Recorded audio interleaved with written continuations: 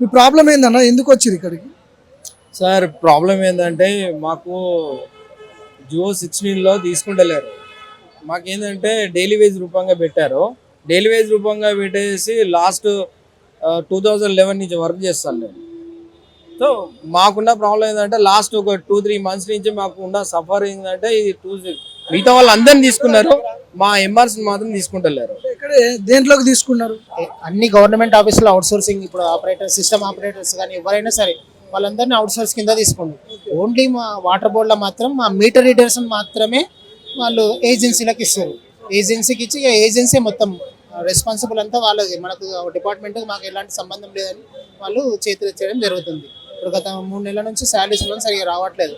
ఆ శాలరీస్ ఇవ్వమంటున్నాం, మమ్మల్ని కూడా మేము అవుట్ సోర్సింగ్ కింద మమ్మల్ని రిక్రూట్మెంట్ చేయమంటున్నాం. రిక్రూట్మెంట్ అంటే అందులో జాబ్ భద్రత, అది జాబ్ భద్రత అనేది లేకుండా అయిపోయింది.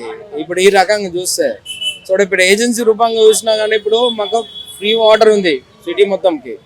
ఆ స్కీమ్ ద్వారా కూడా ఆలోచన చేసుకుంటే సార్ వాళ్ళు ఏ రకం కూడా వర్కౌట్ కాదు. సో మాకున్న ప్రాబ్లం ఏంటంటే ఇక్కడ కాకుండా అక్కడ కాకుండా అవుతాము. సో మా జీవితాలు అనేది నాశనం చేయకుండా చూడండి సార్. ఒక 673 మంది ఉన్నాము, వాళ్ళందరినీ అవుట్ సోర్సింగ్లో తీసుకోవాలని చెప్పేసి కోరుతున్నాం. గతంలో ఎట్లుండే 3 months బ్యాక్ సాలరీస్ రెగ్యులర్గా వస్తుండే? రెగ్యులర్గా ఏం వచ్చేది కాదండి. ఆ 3 monthsకి ఒకసారి రావడం, మరి ఇప్పుడు 3.5 months రావాలి. ఇన్ ప్రెజెన్స్ 3.5 months రావాలి. ఓకే, ఇంకా అవి రాలేదు. శాలరీస్ వచ్చేసి 13,365 రూపీస్ ఏమో ఇస్తారండి. ఒక్కొక్కరికి అందరికి ఒకటే శాలరీ ఉంటుందా? అందరికి ఒకటే సార్, వేరే వాళ్ళకి అది ఇది అని చెప్పేసి ఏం లేదు. సేమ్ 13,000 రూపాయలు వస్తాయి. ఆ 13,000 రూపాయలు కూడా 3 నెలలు అయిపోయింది. ఇప్పుడు ఏజెన్సీకి తీసేస్తే ఏజెన్సీ వాళ్ళు ఏ రకంగా చేస్తారు, మాకు ఎందుకు ఈ రకంగా మాకు ప్రాబ్లం చేస్తున్నారో తెలుస్తలేదు. గతంలో కూడా ఏజెన్సీని మెయింటైన్ చేసిందా మిమ్మల్ని? ఏజెన్సీలు అంటే గతం అంటే దగ్గర 10 సంవత్సరాల కింద, ఆల్మోస్ట్ 7 years కింద ఏజెన్సీ ఉండేది. ఓకే, ఇప్పుడు ఫ్రీ వాటర్ వచ్చిన తర్వాత కూడా ఈ రకంగా ఇస్తున్నారు డబ్బులు. సో అప్పుడు అనేది ఏంటంటే బిల్లుకి ఎంత, కలెక్షన్కి ఇంత అనేది ఉండేది. సో అప్పుడు కూడా ప్రాబ్లమ్స్ వచ్చేది ఏజెన్సీ ద్వారా. అప్పుడు కూడా చాలా ప్రాబ్లమ్స్ ఉండేది. ఉండండి లేకపోతే వెళ్ళిపోండి అని. ఎంతవరకు చేసినా కానీ ఆ టార్గెట్ రీచ్ అయిన తర్వాత కూడా మాకు భద్రత అనేది లేదు. ఈ రోజు కూడా భద్రత అనేది కూడా, ఉద్యోగ భద్రత కూడా లేదా మీకు? లేదండి. దాని గురించే కదా ఇది కూడా. మాకు జియో 16లో తీసుకోవాలని చెప్పేసి మాకున్న ప్రయత్నం ఇది. సో ఎంతమంది కూడా లేమండి. ఇప్పుడు బోర్డులో వేరే వాళ్ళందరూ చేశారు. ఓకే, జస్ట్ ఎంఆర్ చేస్తున్నారు. లైన్ మ్యాన్కి అయిపోయింది, అందరికి అయిపోయింది. సో సెక్యూరిటీ గార్డ్స్ కూడా అయిపోయింది. కానీ లాస్ట్కి వస్తే మాకు జస్ట్ ఎంఆర్స్, మీటర్ రీడర్స్కి మాత్రం అవుతలేదు. సార్ దయచేసి కొద్దిగా కన్సల్ట్ చేయండి సార్. ఎవరు మిమ్మల్ని మెయింటైన్ చేసేది ఎవరు? మీకు హెడ్ ఎవరు? ఎవరికి మీరు వినతి పత్రం అన్నా ఎవరినన్నా మాట్లాడాలన్నా ఎవరితో మాట్లాడాలి? మేనేజర్, డీజీఎం, జిఎం వాళ్ళే. సో వాళ్ళకి కంటిన్యూ చెప్తూనే ఉన్నాం. వాళ్ళ హ్యాండ్ ఓవర్లే వర్క్ చేస్తున్నాం మేము ఇన్నేళ్ళు కూడా. వాళ్ళ ఉన్న సజెషన్స్ చేయడము, వాళ్ళకి సంబంధించిన వరకు మాకు వచ్చి వాళ్ళ ఇన్ఛార్జెస్ మొత్తం వాళ్ళకి రెగ్యులర్గా వాళ్ళకే చెప్పడం ఉంటుంది ప్రతి విషయం కూడా. కానీ వాళ్ళు కూడా లాస్ట్ ఒక 6-7 months నుంచి వాళ్ళు కూడా ఏమి ఇంట్రెస్ట్ చూపిస్తలేరండి టోటల్గా. సో అదేం కారణం అయితే మాకు తెలియదు. కానీ ఈ రకంగా మమ్మల్ని అయితే జీవితాలకు లాస్ట్కి వస్తే ఇక్కడికి ఇట్లా రోడ్ పైన తీసుకురావడం అయితే జరిగింది. ప్రభుత్వానికి ఏమైనా సంబంధం ఉందా దీనికి? ఏజెన్సీలకి ఉండొచ్చు, చెప్పలేము. కాకపోతే లాస్ట్ ఒక 26th రోజు ఆన్ ది నైటే మాకు వాళ్ళకి సంబంధం లేదు, మిషన్ చేసేయండి, కలశం కూడా రిటర్న్ ఆఫ్ చేయండి అని చెప్పని ఒక ఫామ్ ఆర్డర్ రిలీజ్ చేశారు. ఆ ఫామ్ కూడా చూపిస్తాము.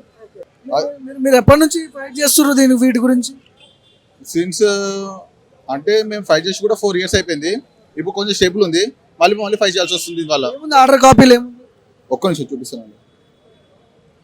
మీకు మాకు సంబంధం లేదు. ఆన్ డే ఆఫ్ 30 మీ మిషన్లు దానిలో ఉన్న అమౌంట్ మాకు సెంటర్ చేసి అని చెప్పని ఆర్డర్ రిలీజ్ చేసారు. నైట్ 12:30కో 10:30కో. ఎవరెవరు ఇప్పుడు మీకు మద్దతుగా ఎవరైనా మాట్లాడుతున్నారా? బోర్డుకి ఎందుకు వచ్చారు? అంటే ధర్నా చేయడానికా, అటాక్ చేయడానికా? మద్దతుగా అయితే మా తరపు నుంచి బాలకృష్ణారెడ్డి ఉన్నారు, తర్వాత కోదండరాం సార్ ఉన్నారు. ఇప్పుడు వాళ్ళ త్రోలోనే ఇక్కడ ధర్నాకు రావడం జరుగుతుంది. 2 డిపార్ట్మెంట్స్ ఏమైనా ఉన్నాయా? అన్ని ఒకటే? ఓన్లీ వాటర్ బోర్డ్ మొత్తం వాటర్ బోర్డులో జలమండలిలో పనిచేసే 672 మంది మీటర్ రీడర్స్ గత 15 సంవత్సరాల నుంచి మేము చేస్తున్నాం ఇక్కడ. అయితే ఇప్పుడు మాకు గవర్నమెంట్ ఇప్పుడు కొత్త విధానం ఏం తెచ్చిందంటే IMFS పోర్టల్లో ఎక్కియాలని చెప్పి రేవంత్ రెడ్డి గవర్నమెంట్ వచ్చింది కదా, వాళ్ళు ఎక్కిస్తేనే మీకు జీతాలు వస్తాయని చెప్పి అంటున్నారు అనమాట. అయితే రాష్ట్ర వ్యాప్తంగా 5 లక్షల మందిని ఎక్కిస్తున్నారు, మమ్మల్ని తీసుకోవట్లేదంట, మమ్మల్ని ఎక్కియమంటున్నారు. మమ్మల్ని కూడా ఎక్కియాలని 5 లక్షల మందిని పర్మనెంట్ చేస్తున్నారా? అవుట్ సోర్సింగ్ IMFS పోర్టల్లో ఎక్కిస్తున్నారు అనమాట. అది ఒక కార్పొరేషన్ వ్యవస్థ లాగా చేసి మనకు జీతాలన్నీ గవర్నమెంట్ నుంచి వచ్చేటట్టు చేస్తున్నారు అనమాట. ఇప్పుడు ఏమో ఏజెన్సీ వ్యవస్థ ఉన్నది, అదే మళ్ళీ ఏజెన్సీ వ్యవస్థలకే తీసుకోవాలని చూస్తున్నారు. మేము అది చేయకుండా మాకు IMFS పోర్టల్ ఎక్కియాలని మేము రిక్వెస్ట్ చేస్తున్నాం. దాంట్లో ఆ కోటాలో ఎక్కిస్తే దానికి సంబంధించిన ఎలివెన్సెస్ ఇవన్నీ వస్తాయి మీకు? అన్నీ వస్తాయి అనమాట. ఎంతమంది ఉండొచ్చు? 772 మంది ఉన్నారు. 673 మంది ఇప్పుడు ప్రస్తుతం హైదరాబాద్, సికింద్రాబాద్ మొత్తం మన జంట నగరాలు కలిపి ఔటర్ రింగ్ రోడ్ వరకు వ్యాప్తి అయింది కదా, అక్కడ వరకు 672 మంది. ఎప్పటి నుంచి ఫైట్ చేస్తున్నారు దీని మీద? గత 3 నెలలు 2-3 నెలల నుంచి అయితే ఫైట్ చేస్తున్నాం. 3 నెలల నుంచి ప్రయత్నం చేస్తున్నాం, ఫైట్ చేస్తున్నాం.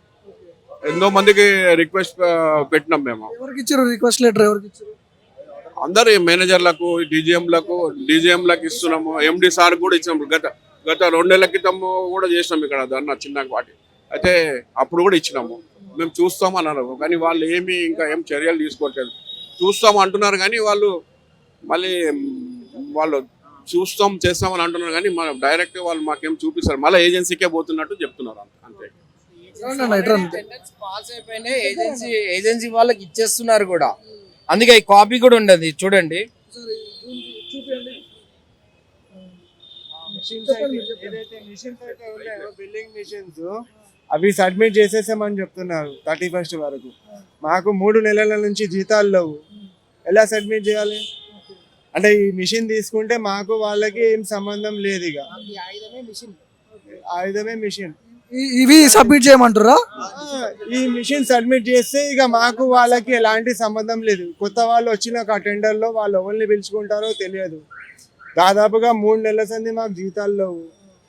మీరు ఎప్పటి నుంచి పని చేస్తున్నారు ఈ వాటర్ బోర్డులో? కనీసం ఒక 12 years నుంచి చేస్తున్నాం. 12 ఏళ్ల నుంచి చేస్తున్నారా? 15 years చేసే వాళ్ళు కూడా ఉన్నారు. 15 years చేసే వాళ్ళు. సీనియారిటీ కాదు, నేను ఒక 6 years నుంచి వర్క్ చేస్తున్నాను. ఇప్పుడు మిమ్మల్ని పక్కకు పెట్టి కొత్త వాళ్ళని తీసుకునే జరుగుతుంది ఏమన్నా? అది తెలియదండి, టెండర్ లో ఎలాంటి విధానము ఎవరిని తీసుకుంటారో తెలియదు. ఏజెన్సీ వాళ్ళు చెప్పిన పద్ధతిలో వాళ్ళ ఇష్టంతోనే వాళ్ళు చేస్తారనమాట. ఇప్పుడు మమ్మల్ని ఉంచాలన్నట్టు ఉండదు కానీ వాళ్ళ ఇష్ట ప్రకారం వాళ్ళకి నచ్చిన వాళ్ళని పెట్టుకుంటారు. అటెండెన్స్ షీట్ ఇది, అటెండెన్స్ షీట్ సీజీఎం సార్ వాళ్ళే ఇచ్చారు. వాళ్ళ హ్యాండ్ వర్క్ కిందనే వర్క్ చేసినాం యాక్చువల్గా ఇన్ని రోజులు. సో ఇంత సడన్లీగా ఏజెన్సీకి ఏజెన్సీకి వాళ్ళు ఇవ్వడము ప్లస్ 31st మీటింగ్ ఏమంటారు మిషన్ ఇవ్వడము ప్లస్ అమౌంట్ ఉంటుంది 20,000, అది ఫిల్అప్ చేసి ఇచ్చేయమని చెప్తున్నారు. ఇప్పుడు ఏజెన్సీలు ఎప్పుడు వస్తాయి, మళ్ళీ ఎప్పుడు స్టార్ట్ అవుతుందని మాత్రం కూడా తెలియదు. అదే ఎప్పటివరకు పెట్టారు డెడ్ లైన్? ఎప్పటివరకు పెట్టారు? 31st, ఈ మంత్ 31st, 2 days ఉంది అంతే. ఏంటి మరి ఏం చేస్తారు? ఏం చేయబోతున్నారు? ఏం చేయడం కాదు, ఈ సార్ అందరిని కలవడం అయింది. ఈటల రాజేందర్ గారు నిన్న MD గారితో మాట్లాడినట్టున్నారు. సో వాళ్ళు కూడా ఏంటంటే కన్సల్ట్ చేస్తున్నట్టు, మరి కన్సల్ట్ చేస్తే బాగుంటుంది. అదే అంటున్నా సార్, ఈటల రాజేందర్ గారు MP గారు ఉన్నారు కదా, వాళ్ళు కూడా మాట్లాడారు. మరి ఇవాళ కోదండరామ్ గారు వాళ్ళు వచ్చేసి మరి వాళ్ళు ఏం డిసైడ్ చేస్తారు చూసి ఆ రకంగా డిసైడ్ చేస్తారు. ఇది సెక్యూరిటీ గార్డ్ అన్న, సెక్యూరిటీ గార్డ్ కూడా వాళ్ళు ఫోటోలు ఎక్కించి స్టాంప్ చేసి అక్లాస్మెంట్ ఇచ్చారు. మేము 680 members ఉన్నాం, మాకెందుకు బాధ్యత ఇస్తారు మరి వీళ్ళు? సెక్యూరిటీ గార్డ్ ఇగో చూడండి, ఇగో సెక్యూరిటీ గార్డ్ కూడా వాళ్ళు ఫోటోలు ఎక్కించి వాళ్ళకి ఉద్యోగ బాధ్యత కల్పిస్తారు. మాకెందుకు ఇస్తలేరు అదే బాధ్యత? మరి అది కూడా మాకు కూడా ఇవ్వాలి కదా. అదే అట్లనే మరి మాకు కూడా 673 మంది మీటర్ రీడర్గా పనిచేస్తున్నారు. వాళ్ళు జీవో నెంబర్ 60 ప్రకారమే పనిచేస్తున్నారు, కానీ వాళ్ళని IFMS పోర్టల్లో నమోదు చేయడం లేదు. దాని పరంగా దగ్గర 2 నెలల నుంచి 3 నెలల నుంచి మేము రిక్వెస్ట్ పెడుతున్నాము. కానీ ఇప్పుడు ఉన్న అవుట్సోర్సింగ్ విధానం నుంచి మమ్మల్ని తీసి కావాలని డైలీ వేస్ కిందకి కన్వర్ట్ చేస్తున్నారు.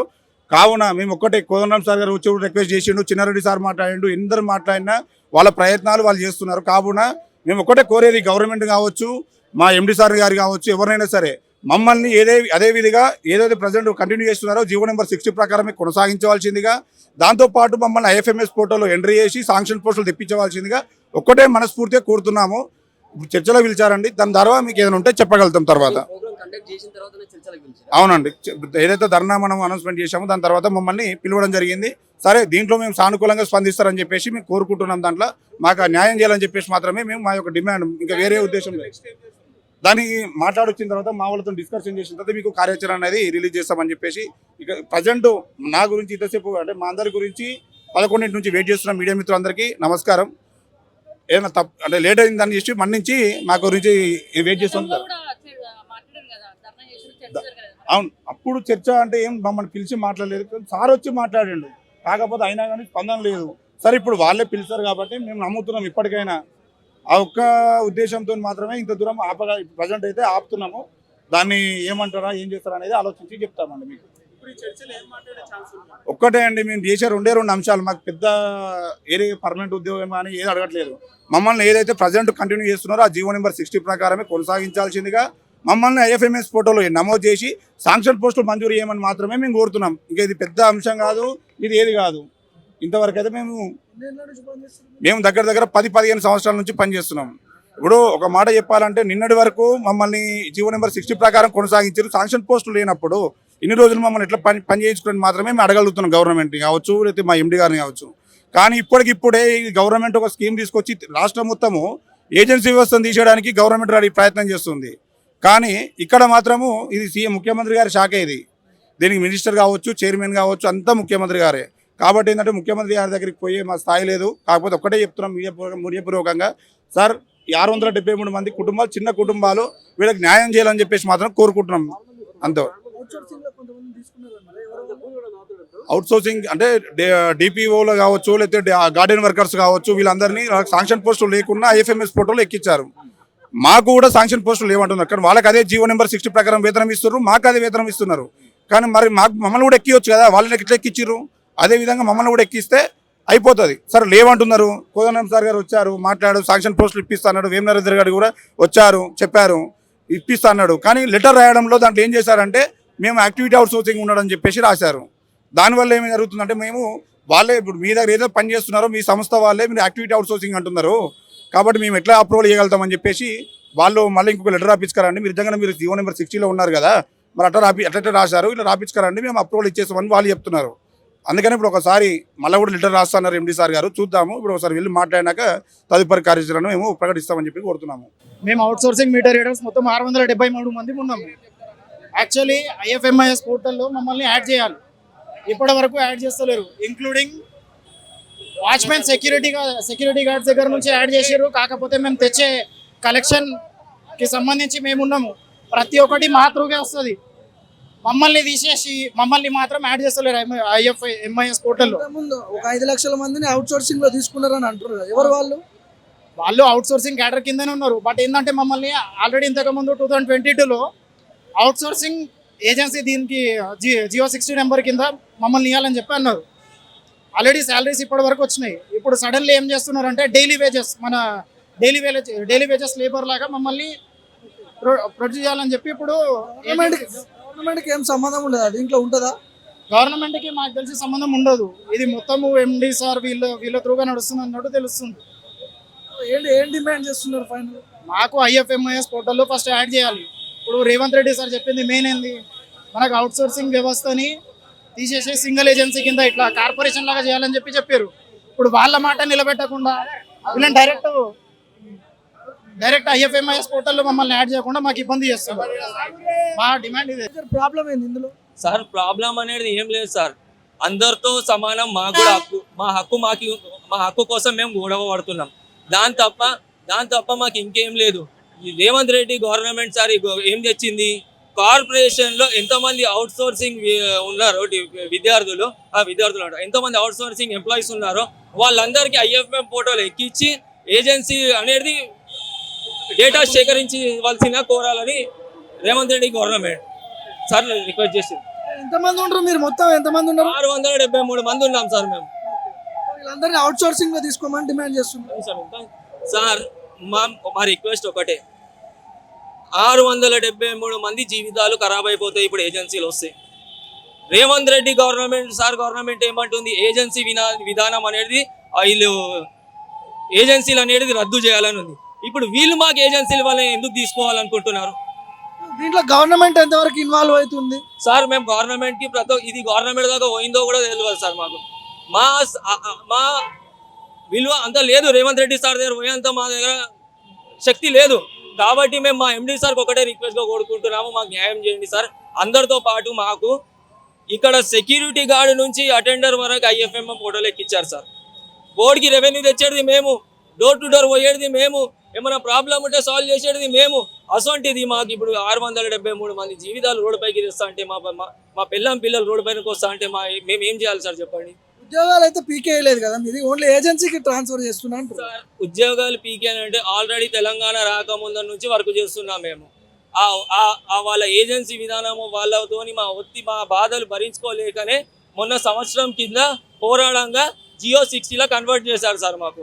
మళ్ళీ జియో 60లో కన్వర్ట్ చేసినాక ఇప్పుడు ఏమంటున్నారు అంటే ఐఎఫ్ఎం మోడోలో కలపమంటే మీరు జియో 60లోనే ఉన్నారు కానీ మీరు డైలీ వేజెస్ కింద అంటున్నారు సార్. ఏజెన్సీల వల్ల మీకు వచ్చే ప్రాబ్లమ్స్ ఏంది సార్? బిల్లుకి 10 రూపాయలు అంటున్నారు సార్, రిసిప్ట్కి 7 రూపాయలు 8 రూపాయలు. డిపార్ట్మెంట్ ఇచ్చేది ఏజెన్సీకి 10 రూపాయలు. 10 రూపాయల ఏజెన్సీ ఎంత కట్ చేసుకొని ఇస్తుందో మాకు తెలియదు కదా సార్. 673 మంది వర్కర్స్ పైన 6-7 ఏజెన్సీలు ఎందుకు? అంటే టెంపరీ సాలరీ ఇస్తారా మీకు, అంతేనా? టెంపరీ శాలరీ కూడా ఉండదు. మేము ఎంత వర్క్ చేసినామో ఒక్కరోజు ఇంట్లో ప్రాబ్లం ఉన్నా, లేట్ అయినా, ఇన్సిడెంట్స్ ఏమైనా అయినా కానీ రేపటి దినం మా పైన దానిపైన కూడా పెనాల్టీ అనేది ఉంటుంది మాకు.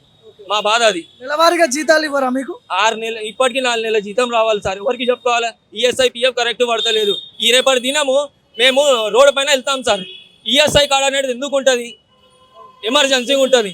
ఆ ఈఎస్ఐ కార్డు కూడా చక్కగా లేదు సార్. మా బతుకులు అట్లున్నాయి సార్ మావి. మేము అందుకే ఇంత ఆవేదన చెందుతున్నాం సార్. మేము ఏం కొట్లాడతలేము, గొడవ పడతలేము. మా రిక్వెస్ట్గా ఎండి సార్కి రిక్వెస్ట్ చేస్తున్నాం సార్, అంతే. ప్రభుత్వ పెద్దల్ని ఎవరైనా కలిసే ప్రయత్నం చేశారు సార్? కోదండరామ్ సార్కి కలిసాము, ఈటల రాజేందర్ సార్కి కలిసాము, ఇంకా కొంతమంది కలవడం జరిగింది. దారుసలాంకి కలిసాం, చిన్నారెడ్డి సార్కి కలిసాం, అందరికి కలవడం జరిగింది సార్. సార్తో వాళ్ళు కూడా వచ్చి సార్కి మాట్లాడినా కానీ ఏం రిజల్ట్ అనేది లేదు సార్. రెస్పాన్స్ ఏం లేదు. ఏం లేదు సార్. ఏం చేస్తారు ఇప్పుడు? సార్ ఏం లేదు సార్. మేము ఏమైనా కానీ ఇంట్లో కూర్చోనికే మేము రెడీ ఉన్నాం సార్. మా జీవితాలు అయితే ఎట్లయినా నాశనం అయిపోయినాయి. ఇప్పుడు వేరే దాంట్లో పోదామన్నా కానీ, ఈ దినం బయట వర్క్ చేద్దామన్నా కానీ ఎక్స్పీరియన్స్ అడుగుతారు సార్. ఇప్పుడు 10,000, ఇప్పుడు మేము వేరే జాగాలో వర్క్ చేసినా కానీ ఇచ్చే జీతం మాకు స్టార్టింగ్ 10,000 సార్. ఎందుకంటే నీకు ఈ ఫీల్డ్ ఎక్స్పీరియన్స్ లేదని. మేము సీనియర్ కావాలంటే మా జీవితమే జీవితమే అయిపోతుంది సార్. ఎంతమంది అంటే ఎన్నేళ్ళ నుంచి పని చేస్తున్నారు? ఎన్ని సంవత్సరాలు అయింది? 15, 12, 16 సంవత్సరాల నుంచి చేస్తున్నారు సార్. అంత అన్ని ఇయర్స్ నుంచి చేసినా కూడా 10-15 వేలు జీతమేనా? 10-15 వేలు కాదు సార్, 13,500 జీతం. అది కూడా 3 నెలలకు 4 నెలలకు ఒకసారి. ఇంక్రిమెంట్స్ కూడా ఉండవు. ఇంక్రిమెంట్ ఏముండదు సార్. అలా కూడా మళ్ళీ శాలరీ కట్. మా పని కమర్షియల్ బిల్ ఇవ్వాలా, డొమెస్టిక్ బిల్ ఇవ్వాలా, స్లమ్ బిల్ ఇవ్వాలా, ఇవన్నీ ఇవ్వాలా. మళ్ళీ ఇంకా అపార్ట్మెంట్ బిల్ ఇవ్వాలా. మళ్ళీ ఇప్పుడు కొత్తగా వచ్చింది సర్వే చేయాలా. ఒక్క ఎంప్లాయీ 13,000 జీతం పైన ఎన్ని వర్కులు చేస్తారు సార్? ఇప్పుడైనా మీరు బాధ అర్థం చేసుకోండి మాకు. ఇప్పుడు ఏ డిపార్ట్మెంట్లో ఉన్నాడు, అటెండర్ పని చేస్తాడు, ఖాళీ టేబుల్ తుడుస్తాడు. వాచ్మెన్ పని వాచ్మెనే చేస్తాడు. కానీ ఇక్కడ అది కాదు, బిల్ ఇవ్వాలా, కలెక్షన్ చేయాలా, రెవెన్యూ చేయాలి, అన్నీ చేయాలి సార్.